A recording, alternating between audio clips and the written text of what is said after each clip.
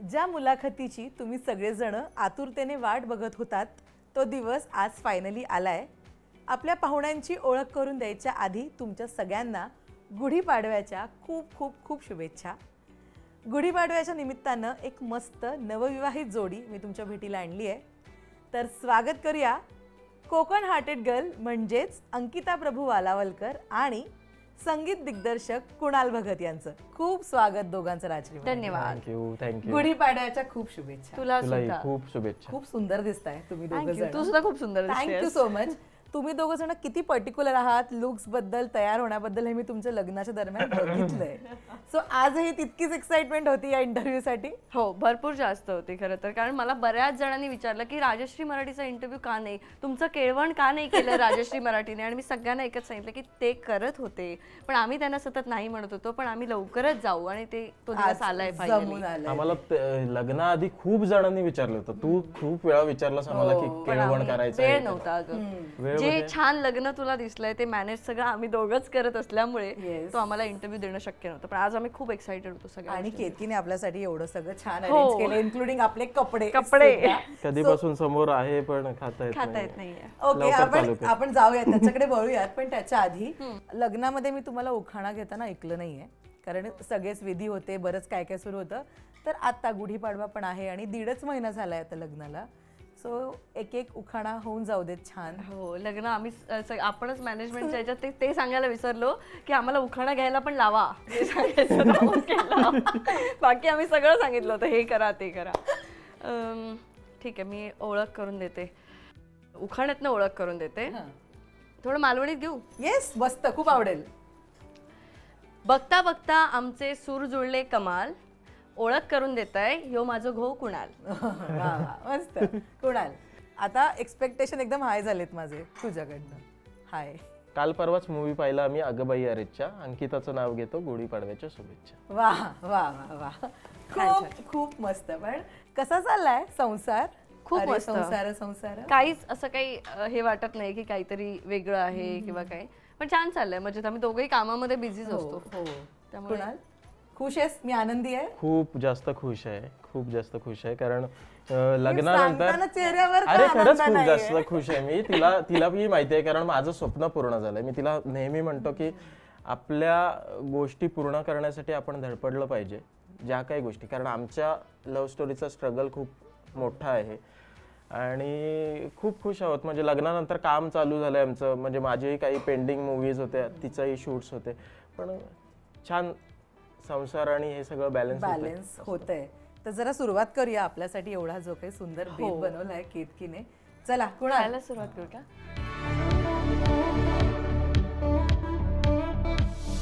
घरी असंच असतं का, टॉम अँड जेरी? आम्ही खूप भांडतो अगं। काय भांडतो? असं नाही ग, मी शांत बसलो ना जरा वेळ, तिला जमत नाही। का शांत का बसलाय?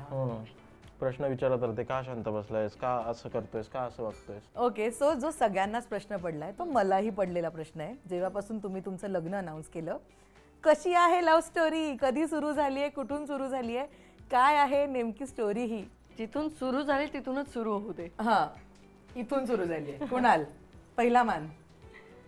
मी खूप आधीपासून हिला फॉलो करतोय, म्हणजे मी म्युझिक डिरेक्टर असल्यामुळे आमची ऑफ कॅमेरा आम्ही काम करणारी लोक, तिने माझी गाणी ऐकली होती, पण मला अशी प्रत्यक्षात ओळखत नव्हती ती। मग आमची ओळख इंस्टाग्राम वरूनच झाली, म्हणजे मी मेसेज करायला लागलो, खूप बोलायला लागलो। ती सुद्धा मेसेज असे पडून होते कुठेतरी, मला एकाने कुठेतरी सांगितलं की अशी व्यक्ती आहे ती तुला मेसेज करते, तर म्हणजे बघ वगैरे असं, म्हणजे नॉर्मल। तेव्हा मी ते मेसेज बघितले आणि तेव्हा पण मी नॉर्मल रिप्लाय दिला होता। नंतर बोलणं चालू झालं, नंतर आमची भेट कुठे झी मराठी अवॉर्ड्सला भेट झाली आमची, पहिली भेट। त्याच्या आधी मी खूप बोलायचो हिला की आपण भेटूया भेटूया भेटूया, पण मग तिची कामं, माझे रेकॉर्डिंग्स, आणि मी असं कधी वेळ काढून असं कोणाला भेटले नव्हते। आणि त्याचे असे मेसेजेस असायचे ना की म्हणजे मी जेवढं काही त्या म्हणजे मागच्या 2-3 वर्षात लोकांना सांगितलं की आपण हे करूया, सोशल वर्क करूया, प्रत्येक ठिकाणी सगळ्यात मोठी अमाऊंट जी यायची ती इकडनं यायची। तर मी म्हणायचे की म्हणजे एक माहित होतं की कोणीतरी आहे जे आपल्या ह्याच्यात चांगलं डोनेशन देतंय आणि आपण चांगलं काम करतोय, पण कधी असं बोलणं नाही झालं. आणि नेमकी त्याचे ना कसे खूप तो बोलायचा प्रयत्न करायचा आणि मी मेसेज थोडेफार करून का मी बोर व्हायचं, चॅटिंग बिटिंग काही विषय नाही, मी थोडंसं हे करून मी सोडून द्यायचं. मला तिची गोष्ट आवडायची की सोशल वर्क करणं आणि ह्या सगळ्या गोष्टी. मग ती कोणाला मदत करायची असेल तर अशी अशी अमाऊंट गरजेचे आहे, मग मी करायचो स्वतः. म्हणजे मलाही ते आवडतं, तिला माहिती आहे. कारण मी एक स्वतः ॲनिमल फाउंडेशनला वगैरे दरवर्षी काही ना काहीतरी डोनेट करत असतो. तर ती करायची. आणि मी इवन मी माझी स्वतःची आंब्याची वाडी असताना मी तिच्याकडून आंबे विकत घेतलेत फक्त तिच्याशी बोलण्यासाठी. हो, ते पण हिने माझ्याकडून खूप पैसे घेतलेत. मी एक बॉक्स फ्री दिला होता. 11 बॉक्स घेतले होते, 12वा बॉक्स मी फ्री दिला होता. की आता एवढं घेतलं त्यामुळे दुकानात असतं ना की हे फुकट घ्या आता. हा, एक बॉक्स दिला होता फ्री दिला. ते सांगत नाहीये बघतो की मी एक बॉक्स एक्स्ट्रा दिला होता, ते नाही यार सांगत. पैसे देऊन घेतले मुद्दाम स्वतःची वाडी असताना. पण ते मला कुठे माहित होतं. आणि मी पण एक नॉर्मल जसे लोक आंबे घेतात तसं त्यांनी ऑर्डर दिली, मी त्याच्यापर्यंत पोहोचले. इंटेन्शन थोडी मला माझा मॅनेजर विचारत होता की दादा आपल्याकडे एवढे बॉक्स असताना हे का मागवलेस. म्हटलं थांबतो, ही वेगळी सेटिंग चालली आहे. पण अंकिता ते असतं ना की आपल्याला क्लिक व्हायला लागते ती व्यक्ती. आता नो डाऊट कोणाला मेसेज करत होता, बट देन अगेन ती डेटिंग म्हणा, रिलेशनशिप म्हणा, प्रेम आणि लग्न ही खूपच मोठी प्रोसेस आहे, राईट?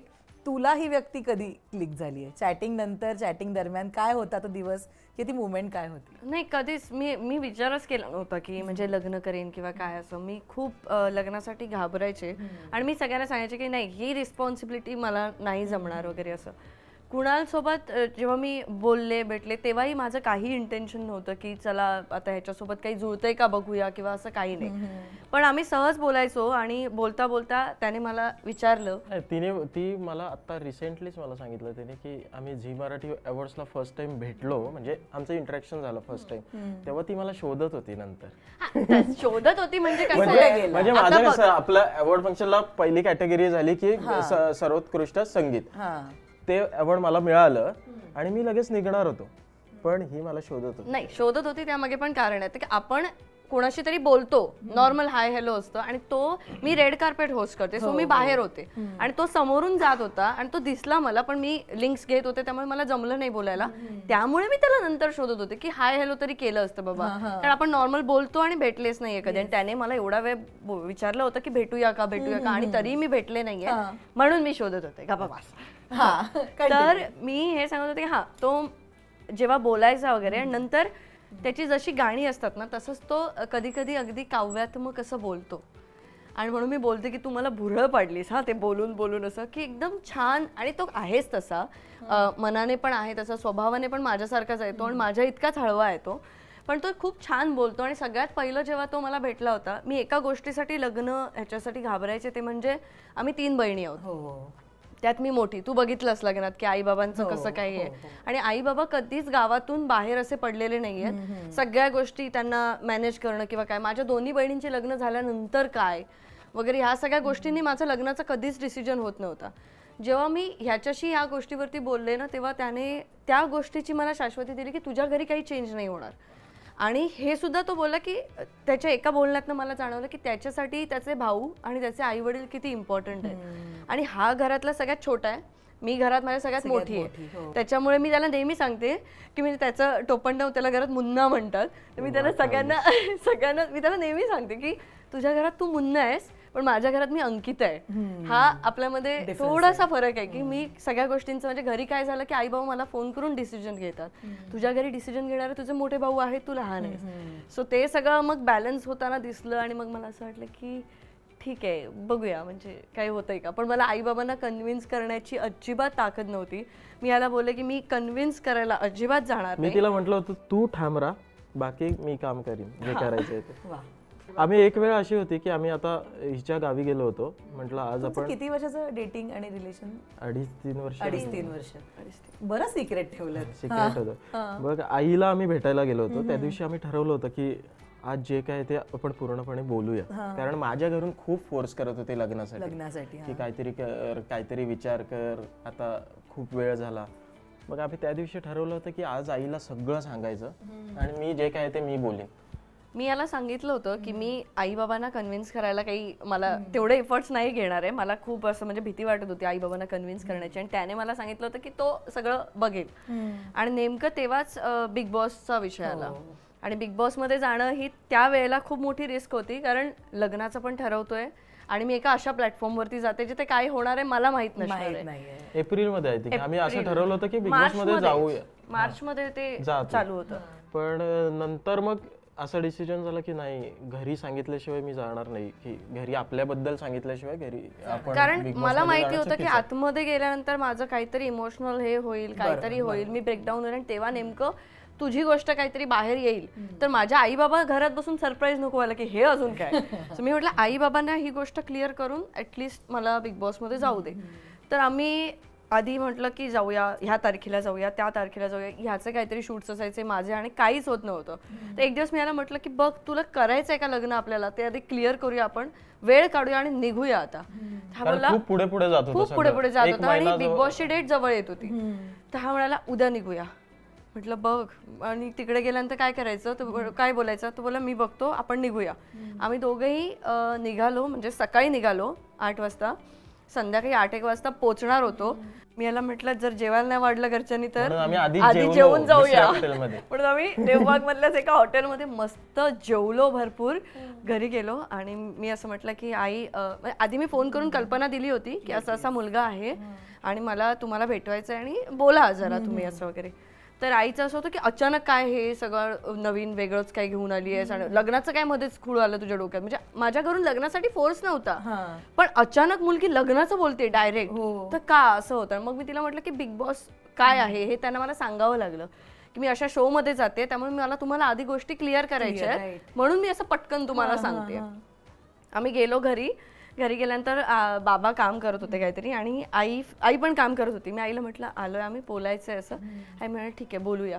तर बाबा असे काही आले नाहीत, आई आली आणि म्हणाली बोला. तर आम्ही अगदी एकदम ह्याने सगळं गोष्टी एक्सप्लेन केल्या, सगळं सांगितलं, सगळं आहे तसं सांगितलं की काही. आणि आई पण ज्या गोष्टीला घाबरत होती त्या सगळ्याला एक्सप्लेन केलं त्याने सगळं. आणि नंतर मग आम्ही असं ठरवलेलं की आता राहायला देतील की नाही देतील तेही माहिती नाही ना घरी. तर आम्ही बोला आम्ही येतो, आम्ही निघतो. तर आई, आमच्या मनात असं होतं की आईने आणि थांबवावं आम्हाला की आता कुठे रात्रीचे निघताय, थांबा. आई पण काही बोलत नाहीये आणि आमचं असं की निघूया आपण, आई आम्ही निघतो, असं की ते डिसिजन देत नव्हते. आणि आमचंही असं होतं की आता काय माहित त्यांच्या मनात काय आहे, पण आमचं फिक्स होतं. मी एक गोष्ट बोललो होतो, म्हणजे मला ती सांगायला आवडेल की सगळेजण, म्हणजे मुलगी लग्न होऊन जाते दुसऱ्या घरी, असं मी आईला म्हटलं की असं काही विचार करू नकोस की एक मुलगा येतोय हा विचार कर, मुलगी जाते हा विचार करू नकोस. हे इम्पॉर्टंट होतं की त्यांना समजावून द्यायचं की मुलगी जात नाही आहे, मुलगी तशीच आहे, उलट ती जास्त येणार, मी पण तिच्यासोबत येणार. ह्या सगळ्या गोष्टी एक्सप्लेन करणं गरजेचं होतं त्यांना, कारण ते देवबाग मधून कधी बाहेर पडले नाही, त्याच माहोलमध्ये राहिलेत. तर आणि आताही तू बघितलंस ना की तो कसं एक्सप्लेन करतो आणि मी कशी बोलते, असं माझ्या बोलण्यामुळे हे वर्क होणार होतं तिथे आणि ते झालं. पण तरी पण आईने आणि काही डिसिजन तेव्हा दिला नाही आणि मग बाबा तर काहीच बोलले नाहीत. आणि आई असं म्हणाली नंतर थोडा वेळ घेऊन की आता कुठे निघताय, थांबा. आम्ही म्हटलं हा मला तेच हवं होतं की कोणीतरी थांबवावं. मग आम्ही थांबलो. मग दुसऱ्या दिवशी सकाळी आम्ही लवकरच निघालो, कारण आमची पण पुढे कामं होती आणि शूट्स होते, त्यामुळे आम्ही लगेच निघालो.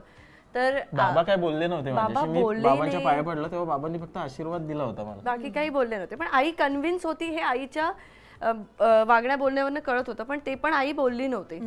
आणि आम्ही तसंच सोडलं की त्यांना त्यांच्या परीने बोलू दे जेव्हा बोलायचे ते. आता काय मग तुम्ही ठरवलंय, काय मग तुम्ही ठरवलंय, आणि माझं विचारणं जरा वेगळंच असतं.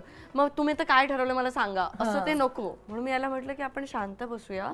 आता त्यांना कळलंय ना, तर तुम्हाला बिग बॉस मध्ये जाऊन येऊ दे. मी बिग बॉस मध्ये गेले आणि ज्या वेळेला बाबा आतमध्ये आले होते ना, तेव्हा बाबा पटकन एक वाक्य बोलले की आता काय मला मुंबईत यावंच लागेल, कार्य आहे ना. तेव्हा मला असं बाबा कन्व्हिन्स झाले, पण हे मी तिथे रिॲक्ट पण करू शकत नाही. म्हणजे हे लोकांना माहिती नाही की बाबा माझ्या लग्नासाठी अग्री आहेत की नाही, हा प्रश्न ठेवून मी बिग बॉस मध्ये गेले होते. आणि घरात गेल्यानंतर मला बाबांच्या एका वाक्यावरती कळलं की बाबा कन्व्हिन्स झालेत already. Back of the mind तुझा विचार नव्हता पण बिग बॉस मध्ये गेल्यापासून की बाबा एक सांगितलं तर आहे घरी, हो म्हणतील नाही म्हणतील किंवा बाहेर गेल्यावर काय उत्तर मिळेल. तिकडे तिला असं कळलं. आणि मला बाहेर असताना, मी बिग बॉस मध्ये ही असताना मी सगळं हँडल करत होतो की हिचे कपडे किंवा हिच्या घरच्यांशी बोलणं, की म्हणजे काही झालं तरी मला फोन करून बोलायची की काय कशामुळे हे होतंय. आणि अचानक मला आई म्हटली होती की मी म्हटलं बाबा वगैरे व्यवस्थित आहेत ना, तर अचानक मला आई म्हटली की अरे ते एका त्यांच्या मित्राला सांगत होते की जावई काय ते बघतील. तेव्हा मला असं झालं अरे सगळं झालं, ओके झालं.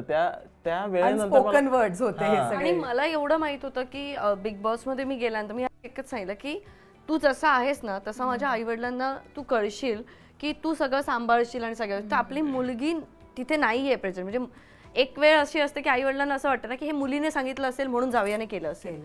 सो मी नाहीच आहे, माझा काही कॉन्टॅक्टच नाही. आणि तेव्हा तू काय करतोयस किंवा तेव्हा तू कसं सांभाळतोय फॅमिलीना, त्यामुळे ते कदाचित एक कनेक्शन तुमचं बनेल माझ्या ऍब्सेन्स मध्ये. आणि ते झालं.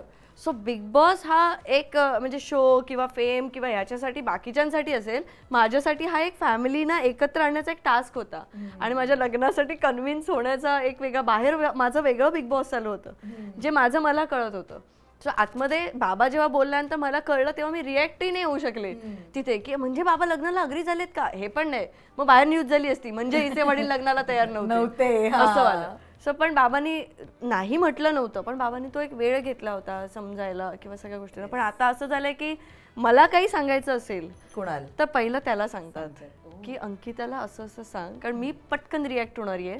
आणि तो जरा आई मला फोन करते आधी की असं असं आहे, तू अंकिताला सांग. अंकिताला सांग. कुणाल पण तू काय बोलला होतास तेव्हा आईशी बाबांशी, कसं कन्व्हिन्स केलं होतंस किंवा काय सांगितलेलंस म्हटलं ना तेच की ब्रीफ महत्वाचं असतं ना की आपण काय बोलतो. त्यांना जाणवून दिलं की तिला असं वाटत होतं आईला की आता मोठी मुलगी घरातून जाणार म्हणजे घरावरचं लक्ष हटणार, बहिणींवरचं लक्ष जाणार. पण तीच गोष्ट समजावून सांगितली की असं काही नाहीये की मुलगी जाते मुलगा आहे हे कन्सिडर. पण तुला भीती वाटलीच असणार, असं नाही की काय कापत होता बोलताना. आणि माझं असं होतं की हा कापतोय कशाला, कसा बोलणार, एवढा कॉन्फिडंट होता हा येईपर्यंत, आता हाच कापतोय तर माझं काय होणार आहे. भीती वाटलेली कुणाल? भीती वाटलेली खूप जास्त. त्याच्या आधीचं जेवण मला आठवतं, हिने मित्राला सांगितलं होतं आणि मी एवढं मोठं क्रॅब वगैरे खाल्लं होतं. मला असं वाटलं की शेवटचं आता हे क्रॅब आता नाही म्हटलं तरी इकडचं देवबाग मधला शेवटची मच्छी परत काय खायची नाही. हा खूप फूडी आहे का? आम्ही दोघेही बाबतीत म्हणजे असं काय खायला स्पेसिफिक हेच आवडतं असं नाही, मी सगळं खातो. वा. अंकिताने ना मगाशी एक छान वाक्य वापरलं की आपण ठरवूया की आपल्याला लग्न करायचं आहे का. आणि ते ठरवणं असताना दॅट इज इम्पॉर्टंट बिकॉज एखाद्या माणसाला आपण खूप आधीपासून ओळखत असतो, बट लग्नाचे इक्वेशन्स हे वेगळेच असतात. ते ठरवणं इज अगेन इम्पॉर्टंट. ते तुम्ही कधी ठरवलं लाईक रिलेशनशिप हिचं लग्न करणं हे इम्पॉसिबल होतं. मी खरंच सांगतो इम्पॉसिबल होतं हिच्यासाठी. पण माझ्यासाठी मी तिला एवढं पॉझिटिव्ह केलं होतं की नाही तू विचार केला पाहिजेस. मी हात धुवून मागे लागलो होतो हिच्या प्रत्येक गोष्टीसाठी. मी पॉझिटिव्ह केलं तिला. त्याला किती वेळ गेला? खूप वेळ गेला अगं. म्हणजे एक वेळ तर अशी होती की आम्ही भेटायचो ना तर आम्ही असं बाहेर कुठे भेटणं शक्य नव्हतं, कारण पटकन कोणाला तरी कळेल किंवा काय कळेल. सो आम्ही एक दिवशी रात्री 2 वाजता चिंतामणीच्या मंडपाच्या समोर कारमध्ये बसलो होतो. आणि हा असं अगं तुला वाटतंय ना आपण करू शकतो, बोल ना फक्त असं की होऊ दे म्हणून, प्रत्येक वेळेला काय निगेटिव्ह विचार करतेस असं होतं. आणि समोर असं बोलला की बघ देवाकडे बघून बोल काय ते. तर मी देवाकडे बघून असं बोलले की जर देवा तुला वाटत असेल की आमचं काही पुढे जाऊन छान होईल आणि सगळं छान असेल तर होऊ दे काहीतरी याच्यामध्ये, असं मी बोलले. आणि असं बोलल्यानंतर हा एकदम असा हसला ना जसं की त्याची सेटिंगच आहे देवा आता काय होणार आहे. आम्ही काही प्रॉब्लेम असला ना अजूनही आम्ही चिंतामणीच्या मंडपाच्या समोर जाऊन गाडी लावतो एक 2-2-3 रात्री खूप लेट असं 2-3 वाजता वगैरे. आणि तुला सांगायचं म्हणजे की चिंतामणीच्या इथे सगळं आम्ही बोललो, ठरवलं. त्या दिवशी संकष्टी होती. त्यानंतर मी माझी जुनी गाडी जी होती ती विकली, त्या दिवशी संकष्टी होती. लग्नाची डेट आम्ही ठरवली, त्या दिवशी संकष्टी होती. नवीन गाडी आम्ही घेतली, त्या दिवशी संकष्टी होती. लग्न ज्या दिवशी झालं त्या दिवशी संकष्टी होती. आणि हे सगळं काही प्लॅन नव्हतं.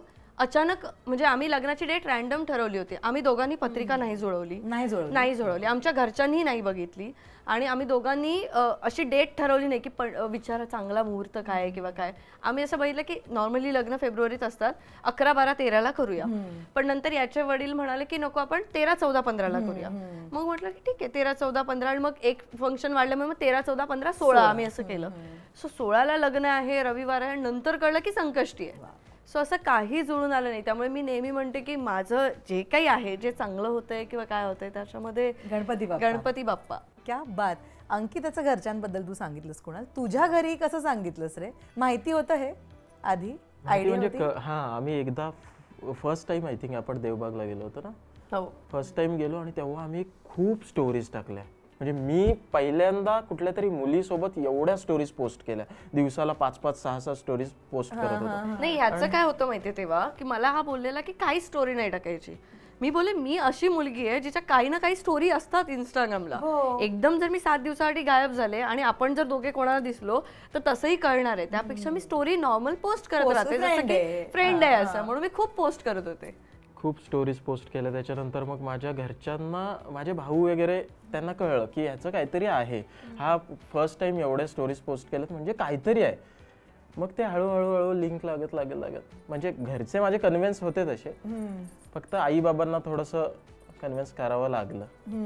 ओके. म्हणजे कारण ही ऑन स्क्रीन काम करणारी आणि त्यांना असं होतं की मी पण म्युझिक डिरेक्टर 24 तास स्टुडिओमध्ये काम करणारी, तर त्यांना असं होतं की कुटुंब कसं सांभाळणार, मला कसं हे करणार. दोघांचेही बॅकग्राऊंड असे आहेत ना की आमच्या ह्याच्यातलं कोणी ह्या इंडस्ट्रीशी रिलेटेड कोणी नाही. ना माझ्या घरी कोण म्युझिक मधला आहे ना हिच्या घरी कोण, असं. सो तुम्ही दोघंही जर असंच बाहेर कामासाठी असणार तर मग कुटुंबाचं कसं होणार किंवा काय. तर त्यांचं असं म्हणणं होतं की कोणतरी ऑफिसला जाणारी, वेळेत काम करणारी, अशी बघितली असतीस तर. मी म्हटलं अरे नाही, तुम्ही बघा, तिला ओळखा काय आहे ती. ते हळूहळू सगळ्या गोष्टी झाल्या. सो एक गुण मला सांगा किंवा स्वभावाबद्दल मला सांगा, काय सगळ्यात जास्त भावलं आणि या व्यक्तीबरोबर मी माझं अख्खं आयुष्य काढू शकते हे ठरलं काय? माझी कोणतीही गोष्ट चुकीची मी करत असेल ना तर तो मला ती चूक आहे हे तो सांगतो आणि तो शांतपणे सांगतो. तो असं नाही सांगत हे तू चुकीचं करतेस, हे करू नको, असं नाही सांगत. तो सांगतो की मला असं वाटतं की हे तू चुकीचं बोलली आहेस किंवा हे तू चुकीचं केलंयस आणि हे मान्य कर, हे चुकतंय. सो मला तसं सांगणारच कोणीतरी माझ्या आयुष्यात हवं होतं की जे म्हणजे माझी चूक आहे पण जाऊ देत, आपण सावरून घेऊया, असं नाही की हे चुकतंय किंवा. त्यामुळे मला असं वाटलं की त्याचा हा स्वभाव आहे जो आमच्या दोघांच्याही आयुष्यात पुढे उपयोगी पडेल. आणि मी खूप पटकन अगं रिॲक्ट होते. आत्ता मी तरी पण कमी केलंय आणि मला असं असतं कोण काय बोललं की त्याला लगेच रिॲक्ट होणं. मी तिला नेहमी सांगतो थोडं शांत राहा, तो विचार करून रिॲक्ट व्हायला मला शिकवतो. आणि मी आधी खूप तू बघितलं असेल मला आधीपासून, मी आधी कोणी काही असं हे केलं, चुकीची कमेंट केली किंवा काय केलं तर त्याला पटकन हे करणं किंवा काय करणं, ते सगळं जे कमी जे झालंय ना किंवा त्या गोष्टी कशा इग्नोर करायच्या किंवा त्या गोष्टी शब्दांची तलवार तिची रेडीच असायची, सगळ्यांसाठी वापरायची. मी तिला सांगायचो की ती जपून ठेव, वेळेच्या वेळी वापर. वा, तो एक स्वभावात आयुष्यात अनुभवाने असं स्वभावामध्ये एक थोडासा बदल येतो ना की आपण असे बनतो. पण त्यानंतर म्हणजे ते भरपूर असं काहीतरी उथळ असतं आणि नंतर अचानक तुम्हाला असं वाटतं की शांत कोणीतरी शांत करणारं येतं. सो तसा तो माझ्या आयुष्यात आला आणि त्याने ते शांत हे केलंय सगळं. वा, कुणाल तुझ्या बाबतीत काय? तिचं हीच माझी पार्टनर होऊ शकते की तिच्यासोबत मी माझं अख्खं आयुष्य काढू शकतो हे तुझ्यासाठी तर पहिले तिची मालवणी, ती जे मालवणी ज्या पद्धतीने मालवणी बोलते ते मला खूप आवडलं. आणि दुसरी गोष्ट तिचा स्वभाव आहे ना हट्टी आहे खूप, पण तिचा हट्ट आहे ना योग्य गोष्टीसाठी असतो.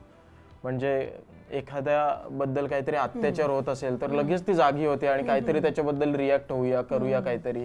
सोशल वर्क करणं तिचं खूप जास्त भावलं मला.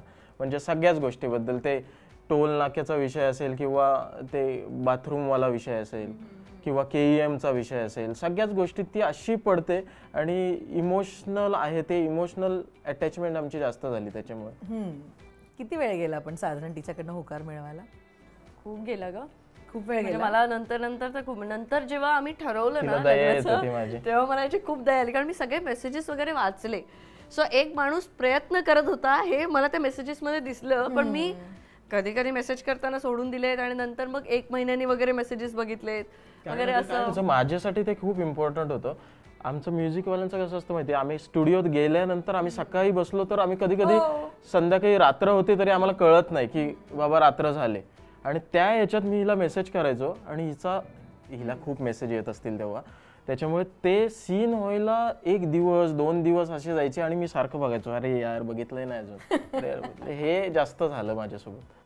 ओके, पण लग्न करायच्या आधी तुम्ही काही ठरवलं होतं आपापसात? म्हणजे लाईफ डिसिजन असतात, आपण फायनान्सेस म्हणा किंवा बऱ्याच गोष्टी असतात ज्या नंतर दोघांना मिळून मॅनेज करायच्या आहेत. ऑब्व्हियसली दोघांचा संसार आहे.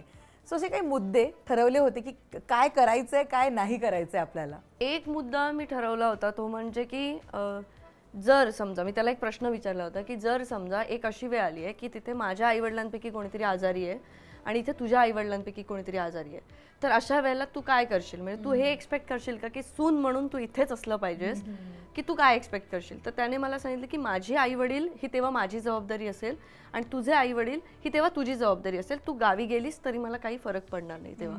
मी माझ्या आईवडील किंवा उलटं करू आपण की तुझ्या आईवडिलांकडे मी जाईन, माझ्या आईवडिलांकडे तू राहशील, पण आपण आईवडिलांची व्यवस्थित काळजी घेऊ दोन्ही ठिकाणी बॅलन्स करू. मी बोले बघ नंतर मला असं सांगणार नाहीस ना की सून म्हटल्यानंतर सुनेने सासू सासऱ्यांकडेच राहिलं पाहिजे, कारण माझ्या आईवडिलांना बघणारा मुलगा नाहीये कोणी, बरोबर, मीच आहे जी बघणार आहे. तर तो बोले मग मी आहे ना. मग मला असं वाटलं की ठीक आहे एवढा हा बोलतो. आणि त्यानंतर आई पण कन्व्हिन्स झाली आहे सगळ्या गोष्टीला. म्हणजे अगदी आई तिथे लग्नाच्या वेळेला सुद्धा बोलत होती, बघा तू बोलला होतास काहीच बदलणार नाहीये.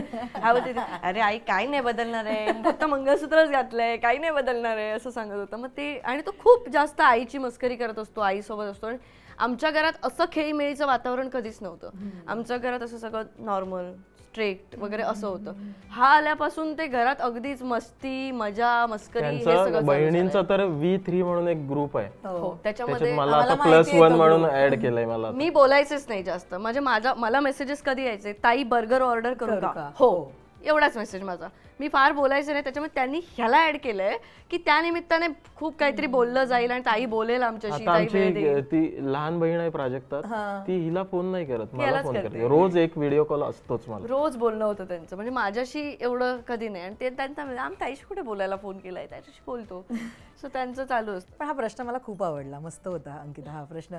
कुणाल तुला काही प्रश्न पडले होते का? कारण ना मुलांचं असं असतं की सेटल व्हायच्या बाबतीमध्ये थोडंसं एक लेबॅक ॲटिट्यूड असतो की आपण काय घाई आहे, होऊयात ना आरामात सेटल, असं असतं. नाही, मला घाई होती हिच्या बाबतीत खूप जास्त घाई होती की मला लग्न करायचंय.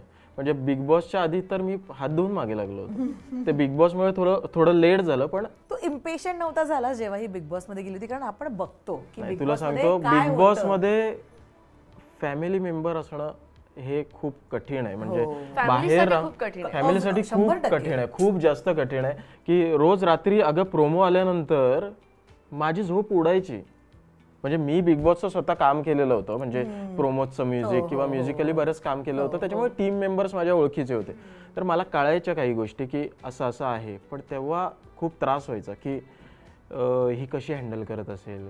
ते रडणं किंवा हे करणं लोकांना खूप सोपं वाटत होतं, किंवा रडलीच ना काय रडते एवढी, पण ते कळतं आपल्याला की ती का रडत असेल, तिला किती त्रास होत असेल. ह्या गोष्टी खूप कठीण आहेत. आणि आपण काय करतो रेग्युलर लाईफ मध्ये, काय एखादी व्यक्ती नाही आवडली तर आपण सोडून देतो, तिच्यासोबत बोलत नाही आपण किंवा इग्नोर करून आपण पुढे निघून जातो. तिकडे ही गोष्ट नाही ना घडू शकत. मला माहिती आहे सोबत राहायचं होतं आणि त्या सगळ्या गोष्टी डील करायच्या होत्या. त्या गोष्टीचा खूप त्रास झाला. त्यामुळे मला स्वतःला पण झाला, तिलाही स्वतः आतमध्ये असताना खूप झालंय. आणि त्याच्यापेक्षा जास्त त्याच्यासाठी मोठा टास्क होता तो म्हणजे आई बाबांना एक्सप्लेन करणं. अगं काय व्हायचं, ही आतमध्ये रडल्यानंतर आई मला फोन करायची, अरे का रडते ती, मी काय सांगू, मी खूप एक्सप्लेन करायचो, एक दीड तास एक्सप्लेन करायचो सगळ्यांना. पण माझी कंडिशन खूप वेगळी होती त्यावेळेस. अगदी तू स्ट्रॉंग राहणं गरजेचं होतं, कारण घरच्या एवढ्या सगळ्यांना पण 70 दिवस झालं ना, ते बरं झालं ऍक्च्युअली. मी म्हटलं ही संपते, कारण एंड एंडला ही खूप सुटली होती आणि संपले पण होते. आणि काय होतं, तू खूप वेळ नाही ना कंट्रोल करू शकत. म्हणजे कंट्रोल म्हणजे काय, मी तिला सांगितलं होतं की तू जशी आहेस तशीच वाग. म्हणजे तुझं माणुसकी सोडू नकोस, तू जशी लोकांशी वागतेस तशीच वाग. तर ती तशीच वागली म्हणून ती तिथपर्यंत पोहोचली. म्हणजे लोकांनी तर सपोर्ट केला तिला, लोकांनी सांगितलं. फक्त लोकांची अशी, काही लोकांची अपेक्षा होती की तू हिला मारायला पाहिजे होतं, हे करायला, तसं बाहेर आली असते कशाला, ते नाही चांगलं. वा, 2-3 वर्षाचं हे रिलेशनशिप आहे. आणि अंकिताच्या एका पोस्ट नंतर कळलं की हा कोणतरी आहे आयुष्यात आणि तिचं लग्न होणार आहे. पण याआधी तुम्ही सिक्रेट ठेवलं एवढं रिलेशन. आता म्युझिक डिरेक्टर मी समजू शकते कॅमेऱ्याच्या मागे, अख्खं आयुष्य सोशल मीडियावर आहे, तरी सुद्धा अंकिता तुम्ही खूप सिक्रेट ठेवल्या, या गोष्टी बाहेर कळू नाही दिल्या. कसं एकतर ते केलं, आणि ते कोणाचं होतं की नाही आपण एकतर मी काही पोस्ट करायचोच नाही. अगं एखादी फिल्म येते तर त्याचं टीजर टाक, किंवा एखाद्या त्याचं बाईट टाक, किंवा त्याचा इंटरव्ह्यू असेल तर त्याच्याबद्दल टाक. पण असं माझ्या प्रोफाईलवर बघ ना, तिच्यासोबत माझा एक पहिला फोटो आहे लग्न आधीचा. म्हणजे आपण तो तुझ्या वाडीत काढला होता तो एक फोटो त्याच्यानंतर मला रोज मेसेजेस यायचे, तूच आहेस ना, तूच आहेस ना. हे आम्ही पण विचारायचो कोण आहे कोण आहे. ते सिक्रेट ठेवण्यामागे कारण हेच होतं की मला असं नको होतं की माझं मी ठरवलंय आणि नंतर आई वडिलांनी नकार दिला म्हणून ते तुटतंय किंवा काय होतंय किंवा आमचं आम्हाला माहित नव्हतं. नाही, आणि असं नव्हतं की आम्ही रिलेशनशिप मध्ये आहोत किंवा असं आम्ही नव्हतो की आम्हाला माहिती होतं की आम्ही सोबत एकमेकाच्या खूप खुश आहोत. आम्ही लग्न करण्याचा निर्णय घेतला त्याच्यानंतर आम्ही ते पोस्ट करण्याचं हे केलं, पण आम्ही काय असं ठरवून जाणीवपूर्वक नाही की नको पोस्ट. आणि कुठेही आम्ही फिरायला गेलो असू तर आम्ही घरी सांगून गेलो तेव्हा सुद्धा सगळीकडे घरी सांगून घरच्यांना कन्व्हिन्स करूनच सगळ्या गोष्टी मग पुढे पुढे आम्ही हे केलं. म्हणजे असं होऊ शकतं डिसिजन मेकर अंकिता आहे तर हा मला करायचंय लग्न, पण तसं नाही, तुम्ही कन्व्हिन्स केलं घरी आणि देन. नाही, मी त्यांना हे म्हटलं की मला हा मुलगा आवडलाय, पण तुम्हाला काय वाटतंय ते तुम्ही स्पष्ट सांगा की तुम्हाला या मुलाबद्दल काय वाटतं. तुम्ही असं नका म्हणू की आता काय आता हिच्या याच्यात आपण कसं बोलणार किंवा आता हिने ठरवलंच आहे तर आता तुला तुझ्या इंडस्ट्रीतलं माहिती. तर आईला तसं होतं की स्वभाव आवडलाय, मुलगा चांगला आहे, आणि आई स्वतः सगळीकडे आई जेवढे लोक माझे नातेवाईक ह्याला भेटले म्हणजे माझ्या मामाची मुलगी असेल किंवा कोण ते तर ते आईला असं सांगत होते की अंकितापेक्षा त्याचा स्वभाव खूपच भारी आहे, अंकितापेक्षा तो जाम भारी आहे. कारण अंकिता जेवढ्याच तेवढं बोलते किंवा अंकिता कामापुरतच बोलते, पण हा काय कशी आहेस मग काय कसं चाललंय वगैरे हे सगळं इकडे. त्याच्यामुळे तो कुटुंबाला धरून ठेवण्याचा जो गुण आहे ना तो जास्त याच्याकडे, आणि कुटुंबाला पुढे घेऊन चालण्याचा गुण माझ्याकडे. बिग बॉस मध्ये असताना फॅमिली वीकला पहिले मी जाणार होतो, म्हणजे त्यांची फुल प्लॅनिंग झाली होती मला पाठवायचं, पण मी म्हटलं की 5-6 दिवस राहिलेत, मी नाही जात आहे, कारण मला तिथे रिव्हील करायचं नव्हतं ते जे काय मी सगळं बघितलं होतं त्याच्यावरून. आणि त्याच्यानंतर बाबा जाणार होते आणि बाबा त्या जे मेंबर्स होते बिग बॉसचे त्यांच्याशी डिस्कस करत होते, आणि मला सगळे ओळखत असल्यामुळे केदार सर वगैरे सगळे भेटून गेले होते, मला ओळखत असल्यामुळे त्यांना विचारलं होतं कसं आहे जावई तुमचा, तर त्यांना सांगत होते बाबा मस्तच आहेत एकदम असंच आहे, आणि मी असं ऐकत होतो की तारीफ करतात स्वतःच. पण तुझं छान झालंय, सासरी जमलंय. हो जमलंय, फक्त आता कसं आहे ना की माझं जे फील्ड आहे किंवा व्लॉगिंग आहे ते अजून लोकांना असं वाटतं की याचे आई वडील दिसतच नाही तिच्या ब्लॉग मध्ये किंवा ही सासू सासऱ्यांना दाखवते, ते अजून तेवढे कम्फर्टेबल नाही आहेत कॅमेरा. सो माझे आई वडील एकदम झालेत आता, माझ्या आई वडिलांचे तुम्हाला इंटरव्ह्यू दिलेत, मी शॉक होते. इंटरव्ह्यू आई बाबा फोटो बद्दल पण म्हणाले की आमचा एक फोटो काढ असं म्हणाले होते मला, पण ते आश्चर्य वाटलं. सो बाबा आणि आई आता त्या सतत त्यांनी मला ह्याच्यामध्ये बघितल्यामुळे तेवढे ते त्यांचा कम्फर्ट लेवल आलाय, अजून ह्याच्या आई बाबांचा तो आलेला नाहीये. पण माझे आई वडील आणि ह्याचे आई वडील अगदी सेम आहेत सगळ्या बाबतीत, म्हणजे तसेच मागे मागे राहणारे किंवा तेवढं त्यांचं आयुष्य वगैरे असं. ओके, सो तुम्ही जरा ब्रेक खूपच मोठा घेतलाय. कुणाल जेवण तुझी वाट बघतोय. कुणाल तर वाटच बघत होता. कुणाल म्हणाली कधी बोलतेय ही, बोलत का नाहीये खा म्हणून.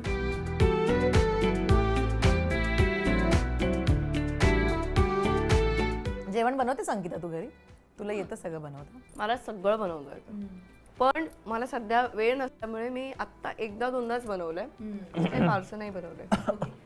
काय बनवलं ना रे, असं काय करतोय? हे बघ, मी ब्लॉगर आहे हे विसरू नको. सो लोकांनी माझे ब्लॉग्स बघितले, काय बनवलंय तेही बघितलंय. चिकन बनवलं, मग ते तो आला होता तेव्हा बनवलं ना. लग्नानंतर काही बनवलं का घरी सासरी गेल्यानंतर? नाही ना, कोणी फोर्स नाही केला, म्हणजे मम्मीनी पण अजिबात नाही. मी माझ्या आईला ना त्यानंतर, कारण ह्या जो सांगतो ना की माझ्या आईला ही भीती होती की लग्नानंतर मुलगी जाते तर त्यानंतर आता लक्ष कसं देणार किंवा काय.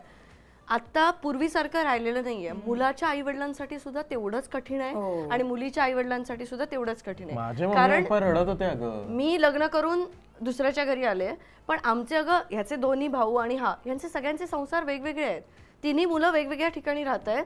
सो त्याच्या आईबाबांसाठी सुद्धा मुलाचा वेगळा संसार आहे ना. त्याचे आईबाबा सुद्धा घरी एकटेच आहेत.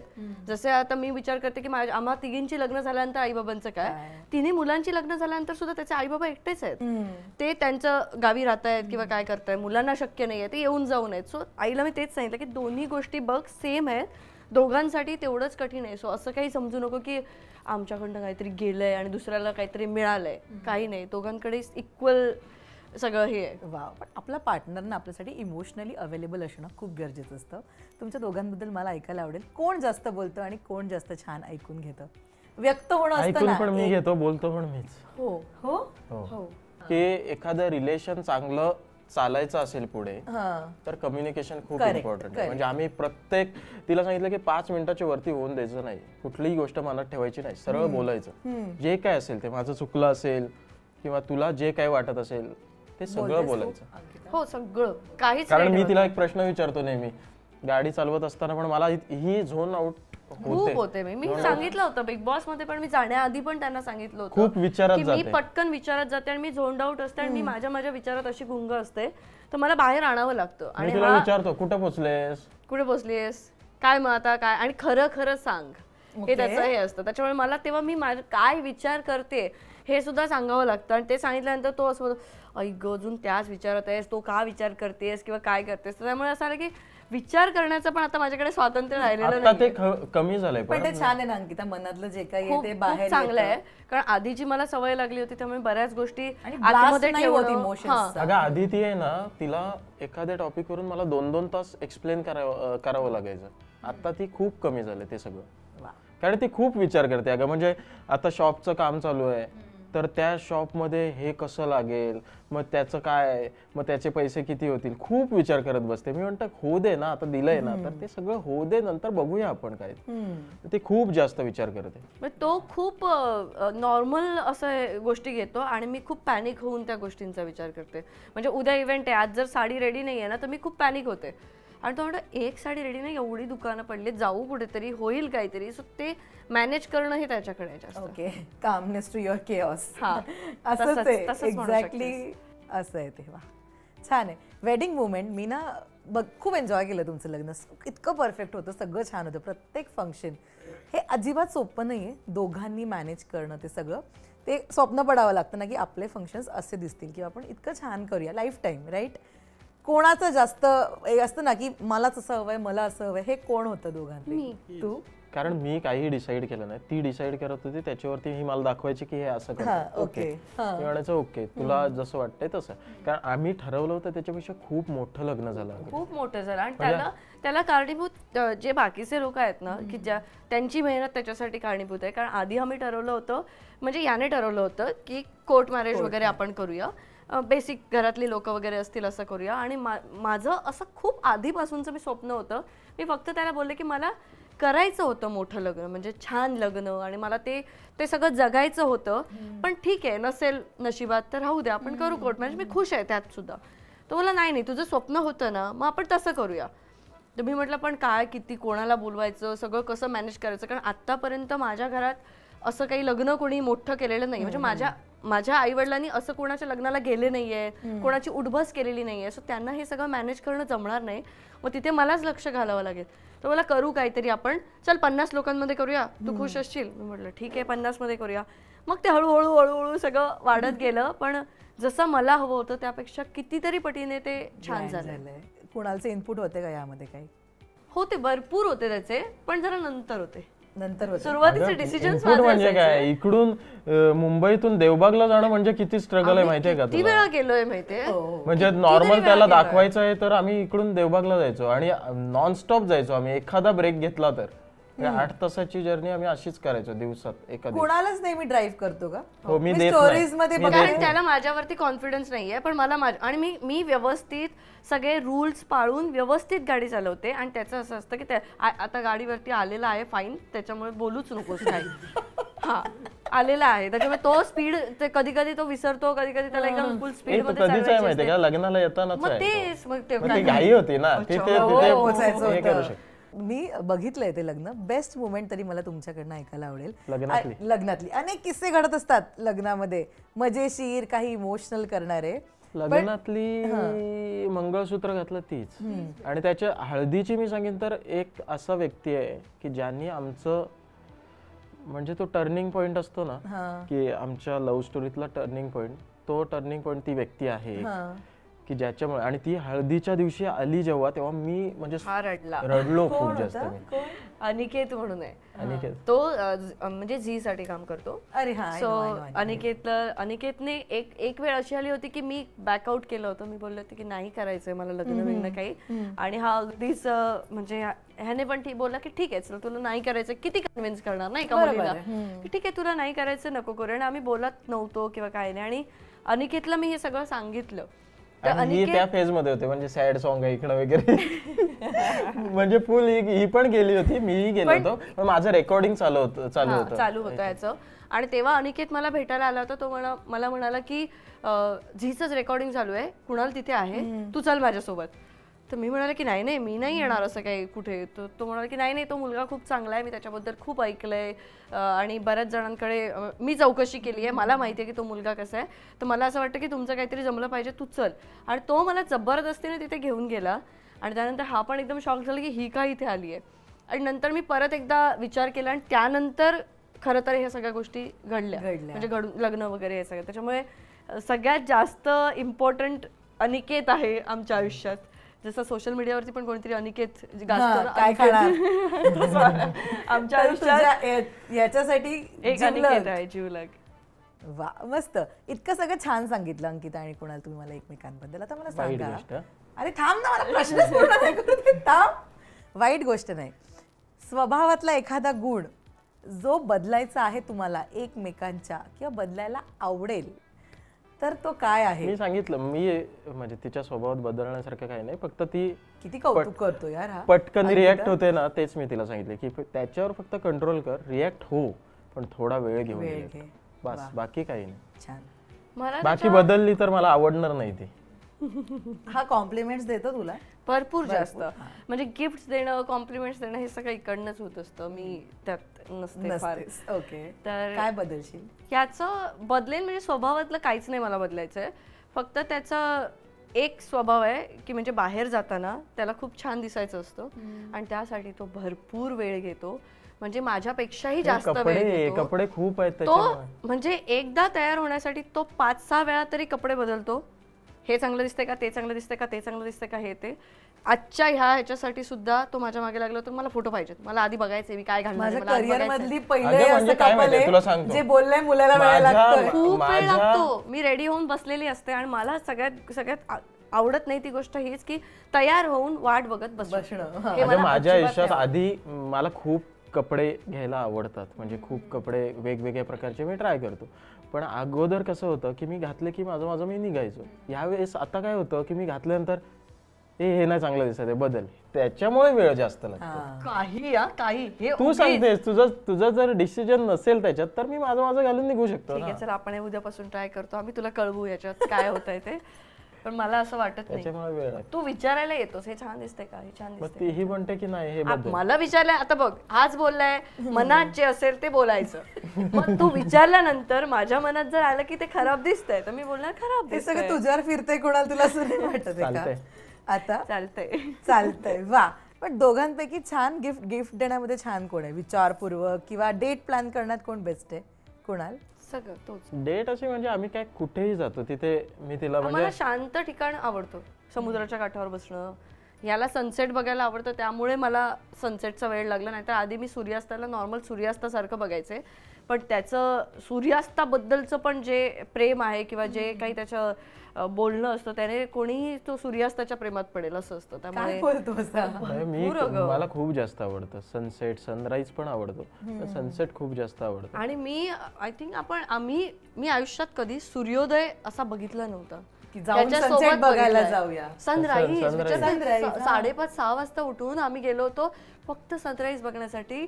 मला झोपा येत आहेत, आणि हा मला सांगतोय आपल्या आयुष्यात प्रत्येक माणसाला ही सुंदर गोष्ट फुकट दिलेली आहे, सूर्योदय आणि सूर्यास्त. हीच आपण किती मिस करतो, कोणी बघत नाही याच्याकडे. मग आपण बघितलं तर काय, तू विचार करणार. आणि माझं झालं ओके बघते मी. पण तेव्हापासून मी त्या गोष्टींकडे तसं बघायला लागले, आणि मलाही त्या गोष्टी आवडायला लागल्या. सो आताही मी त्या गोष्टी एन्जॉय करते. आता खूप आवडतं सनराईज. तर ह्याच्या वेळेस आम्ही सगळे सनराईज बघितलेत. लग्नाच्या वेळेस 5:30ला उठत होतो आम्ही.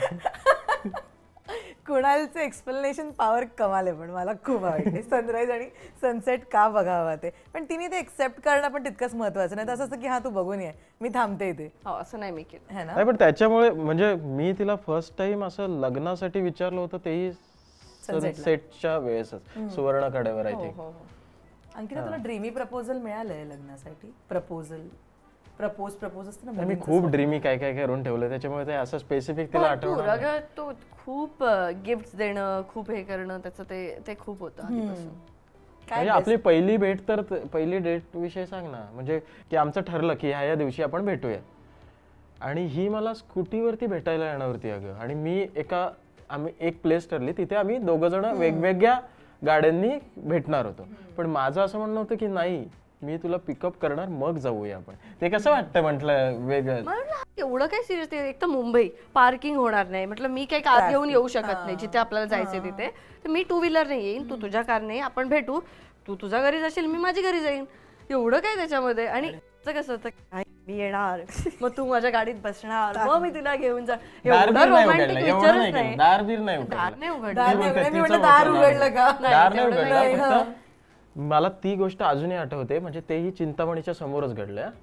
मी थांबवली होती गाडी आणि ती आली होती शर्ट आणि फुल असा टॉमबॉय, आणि तिला फर्स्ट टाइम मी तेव्हा गुलाब दिलं होतं. पहिलं असं गुलाब दिलं. आणि तिला आयुष्यात कोणीतरी फर्स्ट टाइम असं गुलाब म्हणजे काहीतरी नाही की हे तुझ्या पहिलं भेटायला आला आणि गुलाब देतोय, म्हटलं हे तुझ्यासाठी असंच म्हटलं. मी ते ठेवलं, मी ते ठेवून दिलंय, म्हणजे ते त्याचं रेझिन बिझिन करून घेतलं आणि ते ठेवलंय मी. ते आम्हाला फोर्स केलंय का की ठेवा तुमची पहिली गोष्ट, मी तुला करून देते असं, मग त्यांनी ते करून दिलं आम्हाला. पण तुमच्या दोघांबद्दल कोणाला सगळ्यात पहिले तुम्ही सांगितलं? घरी सांगायच्या, घरी तर खूपच लेट सांगितलं. अनिकेतला डाऊट होता घरच्यांमध्ये. तुमच्या कोर ग्रुप मध्ये कोणाला सगळ्यांनी सांगितलं की असं असं आहे बाबा, रिलेशन आहे? कळलं तेव्हा सगळ्यांना एकत्रच कळलं, आणि त्यांना कळलंय हे आम्हाला नंतर कळलं. त्याच्यामुळे असं कोणाला सांगितलं असं स्पेसिफिक नाही सांगितलं कोणाला जाऊन. नाही, कळलं हिच्या मित्रांमध्ये सगळ्यांना कळलं होतं. कारण आपण जेव्हा असं याच्यात असतो तेव्हा काहीतरी आपल्या, मी माझ्या मित्रांना बसवून सांगितलं होतं की असं असं आहे, कारण त्यांना राग आला होता की काय सांगितलंच नाही आम्हाला. डायरेक्ट सोशल मीडियात सांगताय. वा वा वा, मस्त आहे. सो तुम्ही मला डेट बद्दल सांगितलं, पण एक एक्सपेक्टेशन असतं ना की आपलं आयुष्य कसं असावं, किंवा आपण कसं राहूया, किंवा काय असेल, तर त्याबद्दल तुम्ही कधी विचार करता की कसं असेल पुढे सगळं, किंवा लाईफ पुढचं? नाही, मी तिला म्हटलं की आपण खुश राहूया, म्हणजे आपण खूप फिरूया, आपल्याला जी आवडती. मला 2 गोष्टी आवडायच्या, आता 3 गोष्टी आवडतात. अगोदर 2 गोष्टी आवडायच्या, एक म्युझिक आणि खूप फिरायला आवडायचं मला. वाईल्ड लाईफ वगैरे अशा सगळ्या गोष्टी खूप आवडतात. आता ही ऍड झाली त्याच्यामुळे 3 गोष्टी म्हटलं. तो आधी 2 बोलणार होता, मग त्याला पटकन आठवलं. आपण बोललो अगोदर. तिला नेहमी बोलतो, खूप आधीपासून असं बोलायचं की माझ्या आयुष्यात म्युझिकच्या वरती इम्पॉर्टंट काही नव्हतं, पण जेव्हा तू आली आहेस ना, मी दोघांनाही तेवढंच इम्पॉर्टन्स देतो. हे तू खूप आधीपासून बोल. अगं काव्यात्मक काय विचारू नको, भरपूर एवढं असतं ना की काय काय फिलॉसॉफी काय कुठे होतो आपण? इथेच होतो. काहीतरी बोलत नाही, आयुष्याबद्दल काही विचार, आयुष्यात काय खुश राहायला पाहिजे एवढंच. म्हणजे असं काही फ्युचरचा असा विचार खूप काही केला नाही आम्ही. पण खूप ट्रॅव्हल करायचं, एकत्र फिरायचं, आणि फॅमिलीजना बांधून ठेवायचं, जवळ ठेवायचं, एवढंच. आपल्याला आवडतात त्या गोष्टी करूया, असं माझं म्हणणं आहे तिला. की नाहीतर मग ही गोष्ट नको, पैसे कमी आहेत किंवा हे असं काही आम्ही तोलून मापून वागत नाही. करतं खर्च पण सगळ्यात जास्त? कुणाल करतो खूप. अगं एवढी शॉपिंग की काय विचारू नको. म्हणजे सगळी उत्तरं कुणालकडे फिरतायत यार. मला हे अगं उलट आहे. आमच्याकडे ताई येतात ना, त्यांना तू विचारशील तर दादा रेडी व्हायला जास्त वेळ घेतो, दादाचं कपाट एवढं भरलेलं आहे, ताई तुझे कपडेच नाही आहेत, तसं ते विचार. म्हटलं काय सांगू आता की केवढं. आणि सगळं उगीच घेणं, आवडलं का घेऊन टाकणं, म्हणजे कधी घालायचंय माहित नाही, पण आवडलंय मी घेणार. मी त्याचं ते खूप कंट्रोल मध्ये आणलंय की उगीच नको करत जाऊ शॉपिंग. ते घरात असे कपडे कपडे कपडे आणि एवढे कपडे असतात, आणि टॅग लावलेलेच असतात. अगं खूप जुने जुने जे आहेत ना, आमची ताई आहे ना, सगळं व्यवस्थित करून ठेवते, आणि टॅग लावलेले कपडे एका याच्यात ठेवलेत. हे घातले नाही ते तुम्ही घाला आता. हे बेटर कोण आहे मॅनेजमेंट मध्ये? कसल्या टाइम मॅनेजमेंट, मनी मॅनेजमेंट, ही घराचं मॅनेजमेंट, कोण आहे बेस्ट मॅनेजमेंट मध्ये? हीच आहे. नाही, टाइम मॅनेजमेंट मध्ये दोघंही आहोत, आम्हाला दोघांना वेळ पाळायला आवडते. पण मनी मॅनेजमेंट मध्ये म्हणशील तर मी स्वतःच सांगेन की मी अजिबात सेफ प्लेअर नाहीये, अजिबात नाहीये. म्हणजे माझ्या घरचे पण म्हणतात आता ती आली तर ती सांभाळेल सगळं. तुम्हाला पण एकमेकांमध्ये काही बदल जाणवतात जेव्हापासून तुम्ही डेटिंग रिलेशनशिप आणि लग्न तर झाले, एकमेकांमध्ये काही बदल जाणवतात तुम्हाला? मी थोडी शांत झाली आहे, हो. म्हणजे थोडी झाली आहे. तू ऍग्री करतोस यावर कुणाल? हो, झाले शांत, पण तिचं ते रिॲक्ट होणं अजून थोडंसं कमी तेवढं कमी नाही झालंय, पण मी शांत झाले आणि तेवढं जे आधी मी झोन आउट व्हायचे ते आता नाही होत, तेवढं नाही होत. कुणाल काय बदल जाणवतोय तुला स्वतःमध्ये? ऐकून घेतो खूपच जास्त मी, खूपच ऐकून घेतो. खूपच ऐकून घेतो मी. पण ते चांगलं आहे, ठीक आहे. ऐकून घेतो म्हणजे ऐकवते असं मला नाही नाही नाही, ऐकून घेतो म्हणजे Listener, खूप बोलते ही काही एखाद्या टॉपिकवर. कारण आधी कसं होतं, मी माझे डिसिजन्स मीच घ्यायचो, आता आम्ही घेतो. आम्ही घेतो. त्याच्यामुळे ते ऐकून घेतो, फरक आहे पण तो चांगला आहे फरक. वा, खूप मस्त. मला ना खरंच खूप भारी वाटलं. मला काय वाटत होतं माहितीये की इकडे येईल साधारण खर्ची किंवा काय, पण सगळं तिकडे अजिबात नाही, पलटलंय, तिकडे अपोजिट झालं. अगं मला तशी सवय होती आधीपासून ह्या सगळ्या गोष्टी घ्यायच्या, किंवा गाडी विषयी, किंवा आता अपोजिट झालंय गाडी विषयीचं. म्हणजे माझं कसं, मला एखादी गोष्ट आवडली ना आणि ती मग बजेटच्या बाहेर असेल किंवा हे बदललंय की आत्ता आपल्यामध्ये, म्हणजे मी अगोदर गाडी घेण्याबद्दल आणि याच्याबद्दल किंवा एखादी गोष्ट घेण्याबद्दल विचार अजिबात करायचो नाही, काहीच विचार करायचो नाही. ह्यावेळेस आम्ही गाडी बघायला गेलो होतो, एक घेतली, एक ती पण हिच्या हट्टामुळे. म्हणजे ही म्हटली मला हीच गाडी पाहिजे, हीच घ्यायची आहे मला, काही करून. आणि तेव्हा उलट झालं होतं, तेव्हा हा विचार, अंकिता ही कशाला, ही एवढी मोठी गाडी तू का घेते? मी बोलले मला ही आवडली आहे, मी ही गाडी घेते. तो बोला की नाही. आणि मग एक पॉइंट असा आला होता की मला असं वाटायला लागलं की मी खूपच त्याला हे करते. बोललं ठीक आहे, तुला ती घ्यायची तर घे, पण मी 2 वर्षात मग मी दुसरी गाडी घेणार, मग बघ तू ठरव, असं त्याला बोलले. मग तो बोला घे बाई, तुला काही घ्यायची ती गाडी घे. आणि गाडी चालवतं कोण तर कुणाल, तो चालव, तो देत नाही मला, मी चालवते अशी मध्ये मध्ये. वाटते का पळापळ होईल सगळीकडे म्हणून उगीच काही. आता तर बघच तू, या नाही ती चांगली चालवते गाडी, झालेल्या भांडणांना आम्ही जबाबदार नसतो. गाडी चालवते चांगली. आता तुम्ही प्रॉमिसेस एकमेकांना किती केलेत नाही केलेत मला माहित नाही, पण आज मी तुम्हाला म्हणाले तू एवढे प्रश्न कसे काय लक्षात ठेवते? अरे ठीक आहे, गप्पा मारतोय. गुढीपाडवा आहे आणि एक नवीन सुरुवात आपण म्हणतो, आपल्या हिंदू नवीन वर्षाचा पहिला सण असतो हा. या निमित्ताने आज मी म्हणाले की काहीतरी एक छोटं प्रॉमिस करा एकमेकांना. तुम्ही काय प्रॉमिस करा? न्यू बिगिनिंग काय असेल ती? मी सुरुवातीला जसं प्रेम केलं तसंच आयुष्यभर प्रेम करीन तुझ्या. बदलणार नाही? नाही, अजिबात बदलणार नाही. आणि त्याला जी भीती आहे की आता म्हणजे आई वडील गावी असतात, त्याचे आई वडील गावी असतात, जसे माझे आई वडील गावी असतात, तर मी दोन्ही आई वडिलांना तेवढ्याच प्रेमाने आणि तसंच आयुष्यभर सांभाळेन जसं मी माझ्या आई वडिलांना सांभाळते. खूप मस्त. आई बाबा हा फारच वीक पॉइंट आहे. खूप आमचं दोघांचाही आहे आणि ते तिथेच आमचं सगळं हे म्हणजे जुळलंय जास्त की आई बाबा. आणि म्हणून ते कसं आहे की माझ्या आई बाबांना मी जसं करते तसं आता आम्ही उलट केलंय. म्हणजे खरं तर हे मला सांगायला आवडेल सगळ्यांना की माझ्या आई वडिलांकडे आता तू लक्ष द्यायचं, तुझ्या आई वडिलांकडे मी लक्ष देईन, असं मला आम्ही एक ठरवलंय. की त्याच्यामुळे फोनवर पण जास्त मम्मी सोबत हिचं बोलणं होतं, माझ्या आईसोबत याचं जास्त होतं. लाडाचा जावई, लाडाची सुनबाई. मग शोभायात्रेला यंदा दोघं दिसणार का? नाही, पहिला पाडवा ना ग, घरी जावं लागेल. ओके, सो आम्ही थोडा विचार करतो की फॅमिलीला टाइम देऊया, कारण यावेळेस काय झालं हे सगळं विधी आणि याच्यामुळे ना आम्हाला असं ते फॅमिली टाइम खूप आवडायला लागलाय. म्हणजे आम्ही वेळ द्यायला लागलोय, आणि कारण मीही तसाच होतो घरात व्हावेत असं आमचं खूप हे. कारण मी कुठलेच असे फंक्शन अटेंड करायचो नाही, म्हणजे माझं काम आणि मी असंच होतं. पण आमचं दोघांचं सगळं असं झाल्यामुळे. आणि मी कधी गुढीपाडव्याला माझ्या घरी जायचे नाही मुंबईत आल्यापासून, की गुढीपाडवा नाही, गणपतीला जाणं किंवा मोठमोठ्या सणांना जाणं, गुढीपाडवा वगैरे आई वगैरे करेल असं होतं. सो त्याला मी म्हटलं की हे छोटे छोटे सण आहेत ना, हे आपण जाऊया तुझ्या घरी, आपण हे करू सगळे, आणि त्यासाठी स्पेशल सुट्टी काढू, काही काम ठेवायचं नाही. मग ते करायचं आहे आम्हाला. तो एवढी तारीफ केलीस तो कुणालची मगासपासून, तो किती काव्यात्मक बोलतो. काम तर छान, म्हणजे उत्तमच चाललंय तुझ्या स्टोरीमध्ये आम्हाला दिसतं. बासुरी वाजवणं माझ्या स्टोरीमध्ये तिला दिसतं. मी त्याला आल्यालाच विचारला हा प्रश्न की कुणाल, हे बासुरी वगैरे वाजवणं तुला आधीपासून येतं, तू शिकलायस का, काय आहे का म्युझिक डिरेक्टरला हे यावं लागतं? आमचं तेव्हा डिस्कशन. मी त्याला तेच म्हटलं की तुझं काम तुझ्या प्रोफाईल वरती दिसू देत आणि ते त्याच्यासाठी तू कर, पण तो ऐकतच नाही. त्याला असं वाटतं की मी उगीच सगळं पोस्ट करत बसते किंवा उगीच हे करते, कशाला एवढं करायचंय. पण माझ्या आई वडिलांनाच कन्व्हिन्स करण्यासाठी लग्न की हा काय काम करतो हे मला सांगण्यासाठी केवढे एफर्ट्स लागले. जोपर्यंत तुमचं काम आणि तुमचं नाव हे जोडलेलं दिसत तोपर्यंत ते होणार नाही. भले तुझं काम खूप छान असेल पण तू दिसतं लोकांना, असं माझं त्याला हे फोर्स असतो. पण तुला कोणतं त्याने केलेलं गाणं सगळ्यात जास्त आवडतं? बरीच गाणी आवडतात मला तशी त्याची, म्हणजे आता तर लग्नाची वगैरे त्याने खूप छान गाणी केली आहेत. बरी सुंदर गाणं. पण तू आभाळ जे गाणं आहे ते मला खूप आवडतं त्याचं, म्हणजे त्यातनं एक वेगळी ऊर्जा मिळते. पण लढ रे तू बळीराजा ते वालं गाणं पण त्याचं खूप चांगलं आहे. ओके, ते शेतकऱ्यांवरती त्याने केलं आणि ते खूप छान गाणं आहे. कुणाल, तर आता इतकं सगळी तारीफ झाल्यानंतर गुढीपाडवा स्पेशल या इंटरव्ह्यूचा शेवट आपण तुझ्या गाण्याने करूया अशी राजश्री मराठीच्या प्रेक्षकांची इच्छा आहे. मस्त गाणं होऊन जाऊ दे.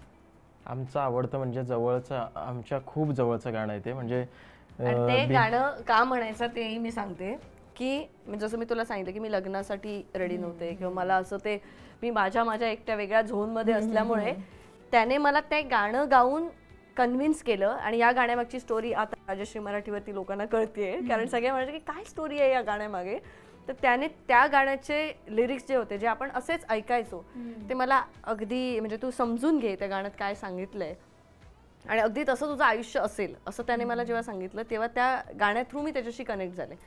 सो ते गाणं खूप जवळचं आहे आमच्या दोघांचं आणि त्या गाण्याने मला बिग बॉसच्या घरात जिवंत ठेवलं.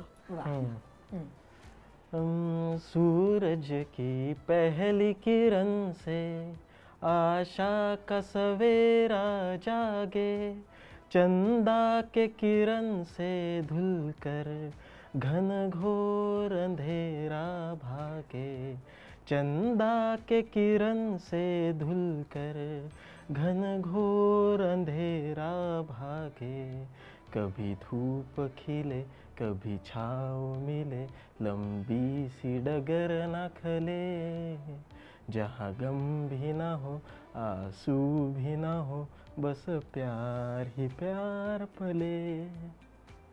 वाव, खूप मस्त. थँक्यू. सो हे गाणं ह्याचे लिरिक्स जे आहेत ना की म्हणजे आ चल के तुझे मैं लेके चलू एक ऐसे गगन के तले, जहाँ गम भी ना हो आंसू भी ना हो, प्यार ही प्यार पले. हे लिरिक्स आम्हाला खूप जवळचे आहेत. म्हणजे आता सगळे म्हणतील की काय मराठी ह्याच्यात तुम्ही हिंदी गाणं गायलं, म्हणजे मला माहिती आहे ना की काय लोक बोलू शकतात त्याच्यामुळे मी सांगते. पण ती सगळा विचार नाही का माहितीये, हे सोशल मीडिया मध्ये असं झालं की प्रत्येक गोष्टीला लोक ट्रोल करतात किंवा हे करतात. माझं त्याच्यावरती हिला म्हणणं असतं की आपण प्रत्येक गोष्टीचा एवढा विचार करण्यापेक्षा आपण आपल्या कामाने उत्तर देऊया. म्हणजे ठीक आहे की हे विचार केला ना, आपण आपल्या कामाने उत्तर देऊया सगळ्या गोष्टींचे. सगळ्या गोष्टींचा एवढा विचार करायची गरज नाही. ह्या गाण्याच्या लिरिक्स मध्ये म्हणजे सुरुवातीला जेव्हा मी गाणी ऐकायचे तर मी नुसतीच गाणी ऐकायची आणि आता मी गाणी ऐकते किंवा एखादा मूवी बघते ना तो अभ्यासासारखा बघायला लागतो मला की याच्यामुळे की ते ऐक त्याच्यात काय लिहिलं. आम्ही असंच नाही लिहत, मग मला आम्ही असंच नाही लिहत, आम्ही लिहितो ना त्याच्यामध्ये काहीतरी इमोशन्स असतात आमचे. मग मी असं हा आतापर्यंत आम्ही असं ऐकायचो. म्युझिक करताना पण बऱ्याच गोष्टी असतात की डिरेक्टर आम्हाला ब्रीफ देतो पण आम्हाला ते व्हिज्युअल करावं लागतं, त्या फिलिंग्स मध्ये उतरावं लागतं. वा, तर तुझा अभ्यासही सुरू झालाय पुन्हा एकदा. ती गाणी आता जी ऐकते ना त्याची मिनिंग तिला कळतात आता की मी पण लिहायला लागले, मी पण लिहिलं. हो, लिहिलंस तू. खूप मस्त. पण आयुष्य बदललं नाहीये ना लग्नानंतर काही? आयुष्य खूप सुंदर झालंय, खूप सुंदर झालंय आणि खूप म्हणजे छान वाटतंय. आणि ज्या मुलींना असं वाटत असेल की नाही लग्न नाही केलं पाहिजे किंवा काही नाही केलं पाहिजे, करिअर फक्त करिअर, असं नाही आहे. आयुष्यात एक वळण येतं जेव्हा तुम्हाला योग्य जोडीदार मिळतो आणि योग्य जोडीदार असेल तर नक्की लग्न करावं, कारण लग्न हा एक खूप सुंदर आपल्या आयुष्यातला एक क्षण असतो, तो जगा सगळ्यांनी. आणि मला तर खूप मस्त मजा वाटतेय सगळ्या लग्नानंतर. आणि एक हक्काचा माणूस आहे कोणीतरी भांडायला. आम्ही सोबतच असतो ना, म्हणजे ऑफिस मध्ये पण सोबत जातो आम्ही सकाळी. अवॉर्ड फंक्शनला नव्हता गेलास? हा, सोबत नव्हता. बोल आता. अरे ते काम चालू होतं, मी सांगितलं, एक्सप्लेन केलं. त्याचं काम चालू होतं पण तरी पण तो खूप अवॉइड करतो असं कॅमेरा समोर जाणं सगळ्या गोष्टी. मी तिला म्हटलं तेव्हा मला नॉमिनेशन नव्हतं म्हणून मी आलो नव्हतो. आता पुढचं वर्ष तुझंच आहे. नॉमिनेशन असेल तर येणार म्हटलं. अगदीच. आणि ना खूप शुभेच्छा तुमच्या दोघांना. खरं तर मी एक्साइटेड आहे झापूक झुपूकची गाणी ऐकण्यासाठी. काय बनतं आहे. अंकिताचं काम तर मस्तच चाललंय. मी पर्सनली तिथे सगळे व्लॉग्स बघत असते. पण मजा आली तुमच्या दोघांची गप्पा मारून. आम्हाला सुद्धा. Thank you so much. फायनली लोकांच्या प्रश्नांची उत्तरं मिळाली आहेत राजश्री आणि मराठी मला सोबत बरं interview वाटतंय झाला. आणि मलाही बरं वाटतंय की फायनली हा इंटरव्ह्यू झालाय. पण खूप डीएम्स येत होते की अंकिता कुणाल त्यांनाही बोलवा या शो मध्ये. तसं तर हो, प्रयत्न चाललेत, येणार एवढं नक्की. पण खरंच इतक्या बिझी स्केड्यूलमधनं वेळ काढणं हे सोपं नाहीये. तुम्ही इतकं क्विक रिस्पॉन्स देऊन तयार झालात, खूप खूप थँक्यू आणि शुभेच्छा. 10 वर्षांनंतर मला पुन्हा एकदा तुमचा इंटरव्ह्यू करायला आवडेल. एवढा उशिरा का? कारण एवढं जे सांगितलंय 10 वर्षांनंतर अरे थोडं तरी 25-50 बदललंय का? वर्षानंतर पण ये म्हातारे असू तेव्हा 10 वर्षांनी करूया, मग 20 वर्षांनी, 30 वर्षांनी असं करूया आपण की बघूया ही सेम उत्तर मला 10 वर्षांनंतर परत मिळत आहेत. चालेल, done. All the very best. Thank you, आणि ज्याच्यासाठी बोलवलं होतं जेवण आता प्लीज आता जेवूया. कुणाल आता जेवूया आपण.